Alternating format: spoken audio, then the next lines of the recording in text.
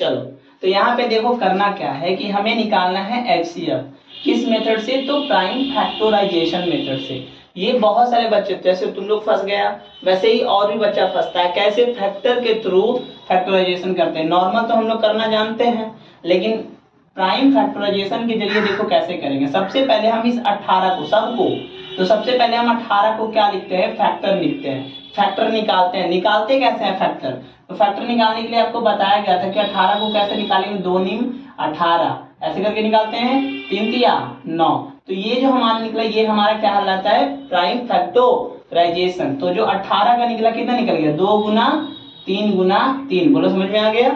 अच्छा, इसके बाद ये 24 है, तो 24 में भी ध्यान से देना है कि 24 का हम लोग प्राइम फैक्टराइजेशन कैसे निकालेंगे। तो 24 का देखो यहाँ हम साइड में निकालते हैं। कुछ नहीं, एक से नहीं लगाते। एक से इसलिए नहीं लगाते कि एक तो हर एक में कॉमन होता है, तो 2 से लगाएंगे तो यहाँ पे हो जाएगा 12 दूनी का 24, और फिर 2 से लगाएंगे तो यहाँ पे हो जाएगा 6 दूनी 12 और 2 तिया 6। तो इस प्रकार से ये जो 2 आया ना, 2 2 2 और 3, ये हमारा फैक्टराइजेशन हुआ। प्राइम फैक्टराइजेशन इस 24 का। तो लिख देंगे यहाँ पे 2 गुना 2 गुना 2 गुना 3। बोलो यहाँ तो कोई दिक्कत नहीं। अब ये 50 समझो, 50 में क्या है?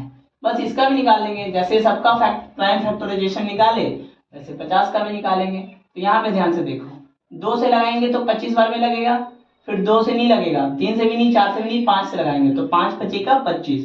तो जो इस प्रकार से लगाए तो 50 का क्या आया निकल करके? 2 5 और 5 आया। तो हम यहाँ पे 50 का भी लिख लेंगे, 2 गुना 5 गुना 5। लेकिन HCF जो है ना, HCF कहता है कि इन तीनों में जो मिलेगा ना वही इसका आंसर बनेगा। ठीक है, तो देखो इसमें आपको कौन कौन मिल रहा है। ये 2 तीनों में मिला ना, तो उसके बदले में 1 बार 2 लिखो, है ना।